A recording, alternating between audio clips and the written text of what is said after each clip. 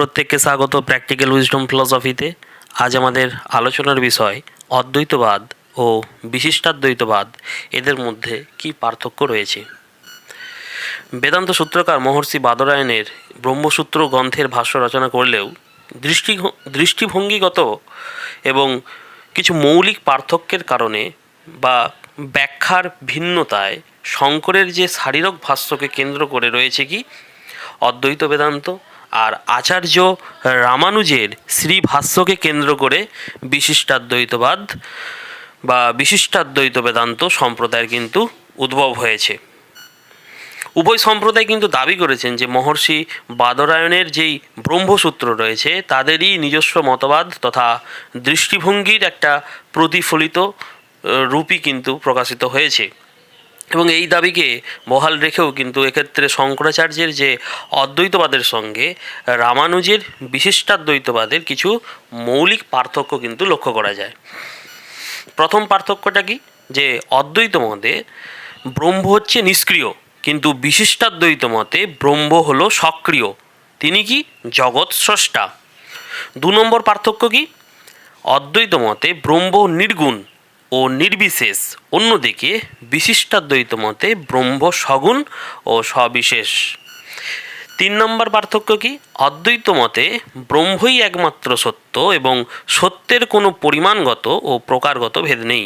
অপরদিকে বিশিষ্টাদ্বৈত মতে ব্রহ্ম, জীব ও জগৎ এরা সমানভাবে সত্য এবং এই পরিমাণগত ভেদ কিন্তু নেই, কিন্তু প্রকারগত এদের ভেদ আছে।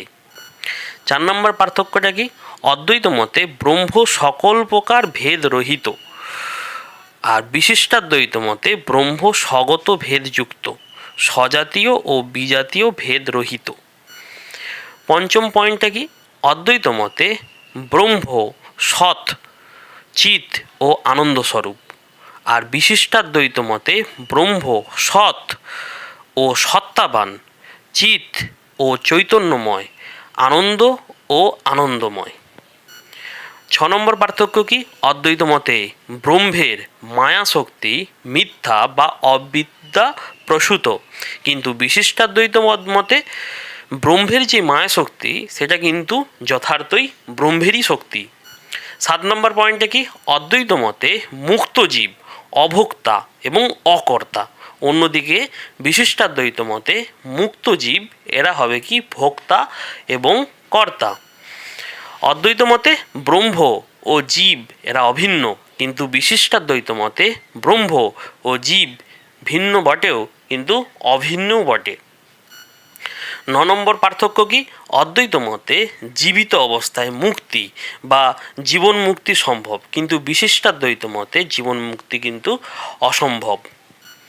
10 নম্বর পয়েন্ট কি, অদ্বৈত মত অনুযায়ী মোক্ষে জীব ব্রহ্মে বিলুপ্ত হয়, অর্থাৎ মুক্ত জীব ব্রহ্ম সাযুজ্য লাভ করে, কিন্তু বিশিষ্টাদ্বৈত মত অনুযায়ী মোক্ষে জীব ব্রহ্মে লীন হয় না, বরং ব্রহ্ম সদৃশ হয়, অর্থাৎ ব্রহ্ম সারূপ্য লাভ করে। 11 নম্বর পয়েন্টে কি, অদ্বৈত মতে আত্মা হচ্ছে বিভু পরিমাণ, অন্যদিকে বিশিষ্টাদ্বৈত মতে আত্মা অনুপরিমাণ।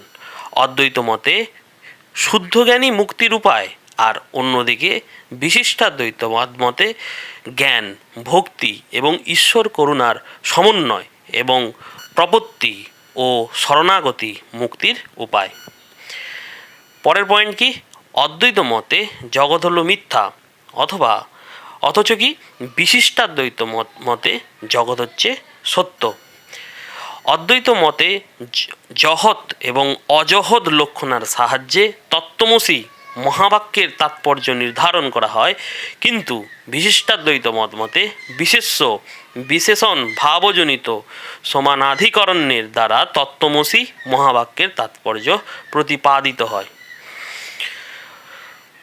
আমাদের ডেসক্রিপশন বক্সে কিছু লিঙ্ক দেওয়া আছে, যদি আমাদের সঙ্গে যুক্ত হতে চাও তাহলে Facebook page practical wisdom philosophy তোমরা অবশ্যই ফলো করবে, এবং আমাদের গ্রুপ প্র্যাকটিক্যাল উইজডম ফিলসফি দর্শন ও দার্শনিক চিন্তা গ্রুপটিতে অবশ্যই তোমরা যোগদান করবে, এবং চ্যানেলটি অবশ্যই সাবস্ক্রাইব করে বন্ধুদের মধ্যে শেয়ার করে দেবে।